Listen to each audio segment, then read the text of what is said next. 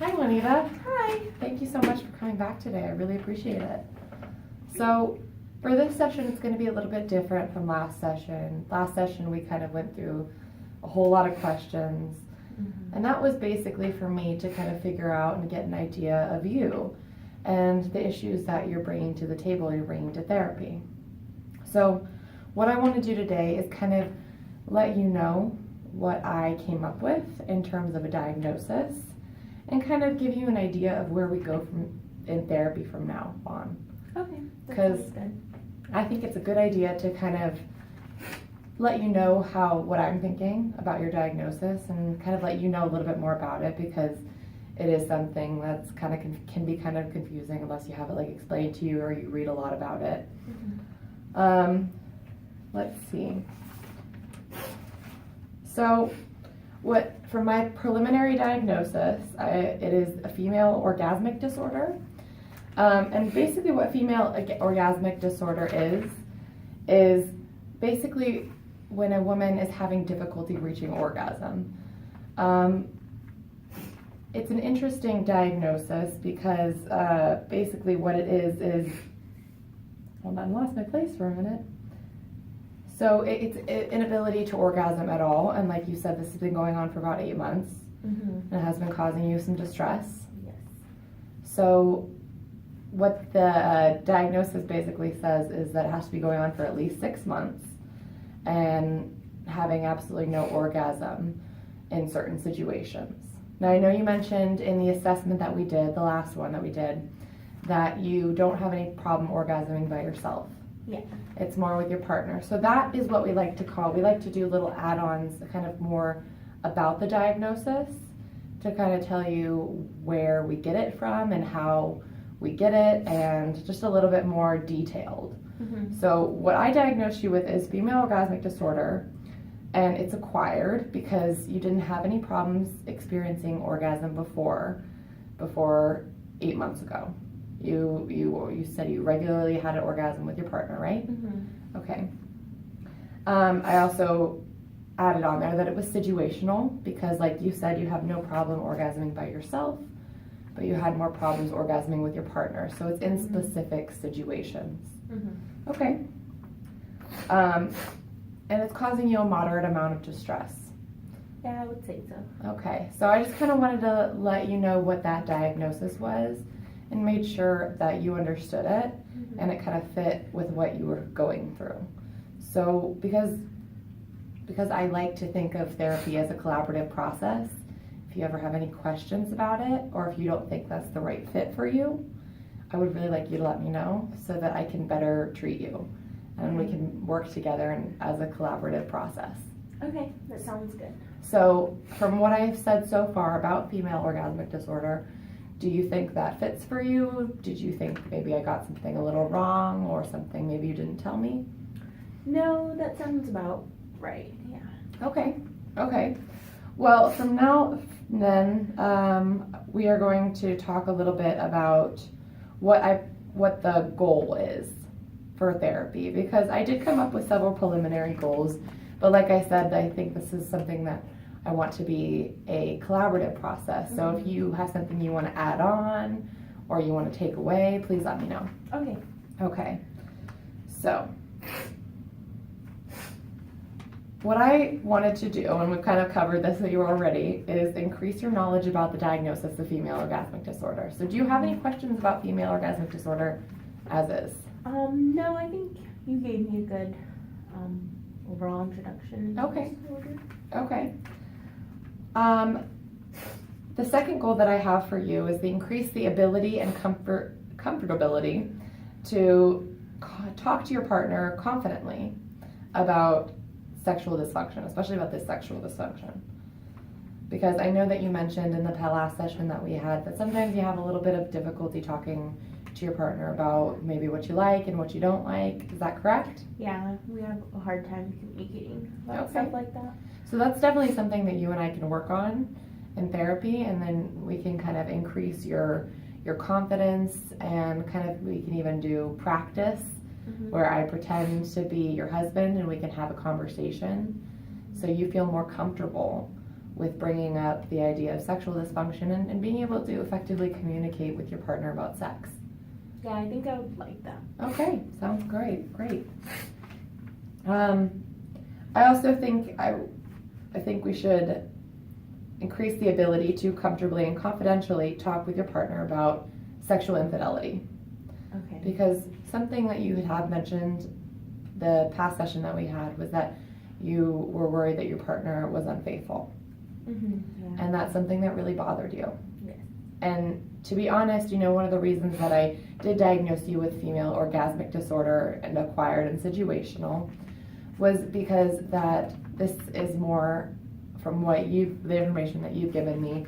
It's a little bit more about your concerns about your partner's infidelity. Yeah. Yeah, and even I think you may have mentioned that even when we were talking, that you just can't get it out of your head when you're having sex, and it's really something that's kind of stopping you from being in the moment. Is that right? Yeah, that sounds right. Okay. So that's definitely something that we can work on, is being able to talk to your partner about sexual infidelity, and in a way that's very calm, and you guys can actually have a conversation about it rather than getting upset and frustrated with each other, because I know especially when it comes to relationships, intimate relationships, it can be difficult to have those kind of conversations with your partner. So doing that practicing it in therapy is something that we can absolutely do and kind of work to figure that out together. Sound Yes, good? that sounds Are you suffering from allergies? Me yes, too. really bad today. It's a bad day for allergies, isn't it? Yeah. So another one that I think would be a good idea is to be able to talk to your partner about the specific diagnosis and sexual intimacy with a focus on pleasure. Because one of the things that we typically focus on is reaching that orgasm. And that's like our goal. That's what we want to do, especially with any kind of sexual expression with our partner. But that's a habit that we get into. But I think we tend to lose sight on just focusing on our pleasure and focusing on being in the moment, like you said before that you're having trouble doing. Okay, so that's definitely something that we can do. I want to increase your knowledge about sexuality and different things to incorporate in your sexual life with a focus on pleasure and sexual satisfaction. Because like I said before, I think that's really important. We typically lose sight of that, especially when we've been with someone for a really long time. We tend to lose sight of, incorporating new and fun activities and really focusing on that pleasure aspect of sexuality. So does that sound okay? Yes. Okay. Sounds good. Okay. So the last one I have for you is decreasing negative thoughts about your partner's infidelity during sexual intimacy with your partner. Because that is something that you've said before that's really on your mind, especially during sex, and you're having trouble kind of forgetting about it and being in the moment. So what I want to do is kind of decrease those negative thoughts. I think that's something that's really important to do, and it's something that we can absolutely do when we start really getting into it. Does that sound okay? Yeah, that sounds like it might be hard, but Yeah. I can try it. Okay, well, like I said, and then this is where the interventions come in, because what I like to do is come up with our goals for therapy and then come up with our interventions. So the interventions are basically how we're going to do all those goals that I mentioned out. Because I know we can come up with the really, really big goals for ourselves and for our partners, but we got to figure out how to take the steps to do that. So the interventions are those steps. So these are basically what we're going to be focusing on in every session. I might be giving you some homework to do, but don't worry, it'll be fun. Okay. So let's start out with, I wanted to provide you more information about the female orgasmic disorder, which I have, and you're always welcome to ask me any questions that you might have, because I know that was kind of a short explanation. So it's always good to kind of give you as much information as I possibly can. Okay. I want to provide you psychoeducation on the female body, because typically when we're young, they give us a very, very basic idea of the female body and kind of understanding, in school in 4th grade and in high school, they give you the very basics. But we don't really have an understanding, especially when we grow up, of our own bodies, unless we really, take those kind of classes and really start to study it for ourselves, which is something that you said you really haven't done before, except for your sexuality class. Yeah, that was the only thing I've really gotten. Okay, well, I was thinking that maybe you and I could work collaboratively on learning a little bit more about what you know and some of the things that you don't know, and maybe if you're interested, we can learn a little bit more about your body and about the female body. Yeah, that sounds nice. Okay, that's great. Perfect. And then the next one is providing education on your thoughts. And I know this sounds weird because they're your thoughts. Mhm. And how am I supposed to provide education about your own thoughts? But it's basically about how your thoughts may be influencing your behavior. So I know, like what we talked about before, is that you have difficulty kind of getting over those thoughts, and so therefore you're not having an orgasm. Yeah. Is that correct? Yeah, what I'll like think about my husband cheating on me in bed, and that makes me not want Yeah. to really have sex. Yeah, absolutely. So I kind of want to talk to you a little bit about how those thoughts can influence our behavior and how we act toward our partner, how we act in bed, how, like you said in our previous session, how you're maybe not being in the moment and experiencing sexual pleasure. Mm-hmm. So there's a whole line of therapy devoted exactly to cognitions and how they and our thoughts and how they influence behavior. It's called cognitive behavioral therapy. So this is something that I really like to do, and it's something that's really common practice and has a lot of research in our field. So it teaches us and it shows us how to identify those thoughts and really kind of change them. Mm-hmm. They're called cognitive distortions, those problem thoughts that we have, Mm-hmm. and change them in order to influence our behavior for the better. So is that something that you would be interested in? Yeah, that sounds like it would be good to not Okay. have to have those thoughts during sex. Mm-hmm. It's not working. Perfect. Okay.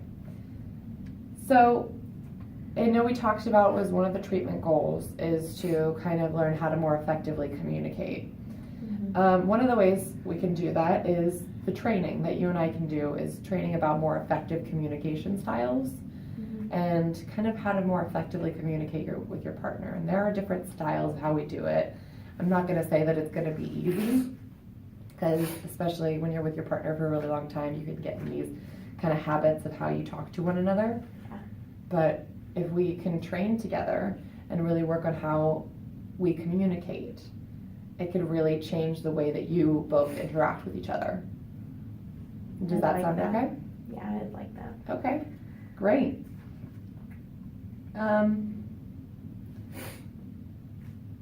So the next one is guidance to become more aware of your negative thoughts and your negative cognitions, and your emotions about your infidelity of your partner. Because from what I noticed in the first session, and I know this was only the first session, so you can correct me if I'm wrong, you seem a little kind of unsure about your own emotions about how this infidelity is playing out. You're not 100% if he's cheating or if he's not cheating, and how to talk to him about that, or how you feel about him cheating. Is that right? Yeah, it's all a little confusing and I'm unsure about a lot of things. Which is totally understandable because you're not sure if something is going on or if it's not going on. Mm-hmm. So that's something that you and I can definitely do, is learn, and I can guide you on how to become more aware of those negative thoughts and how to really kind of come to terms with your own emotions about your partner and his potential infidelity. Mm-hmm. So the next one is going to be homework. And people, when they hear homework, they kind of get a little scared off and they're like, I don't want to do any homework. Don't worry, this will be fun. So homework to engage in sexual intimacy with your husband.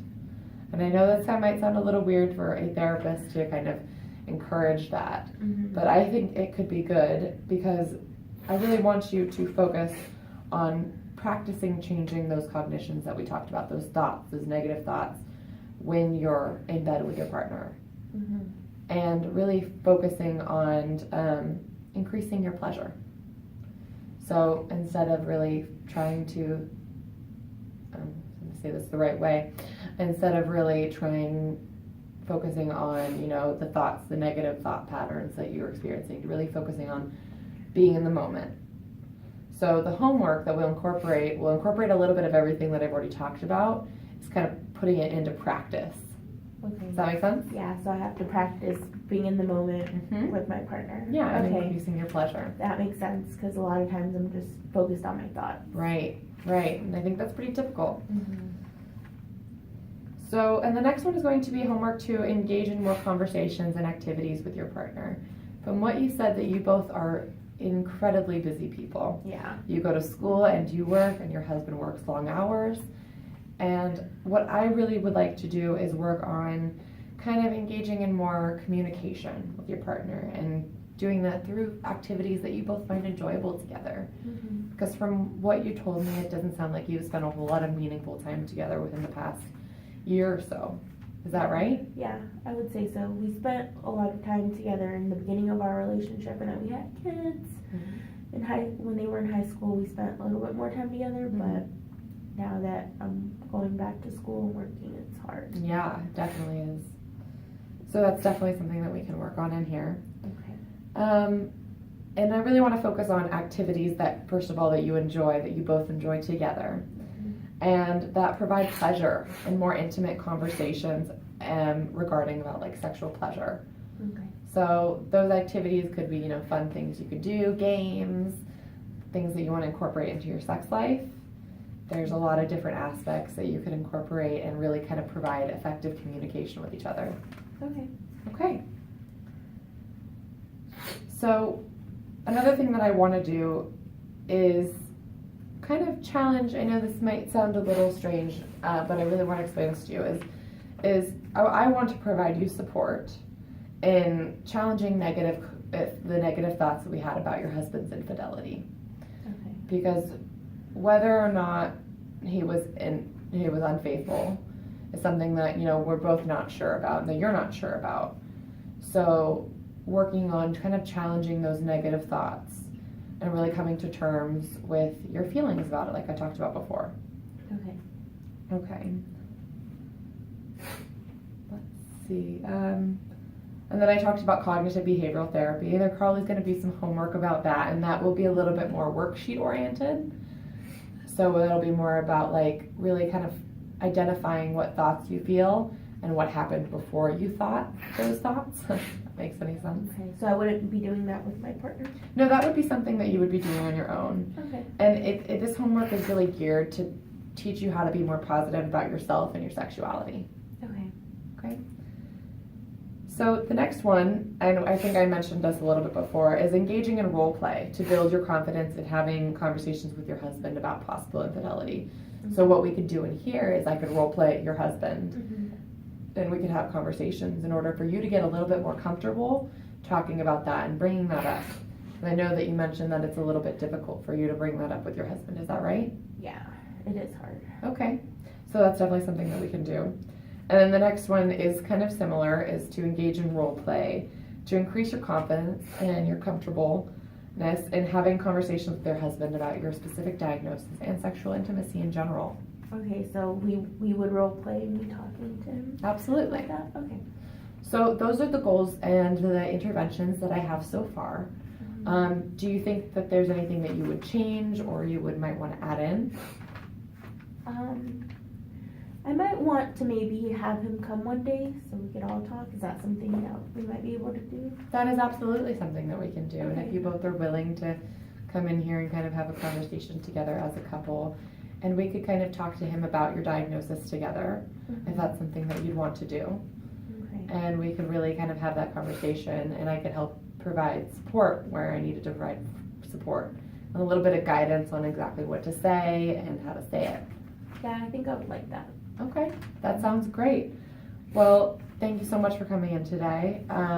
Next time we will meet, we'll start working on some of these goals and kind of work on these interventions and really get going on therapy. Okay, that sounds great. Okay, thank you so much for coming in. Thank you. I'll see you next time. See you next time.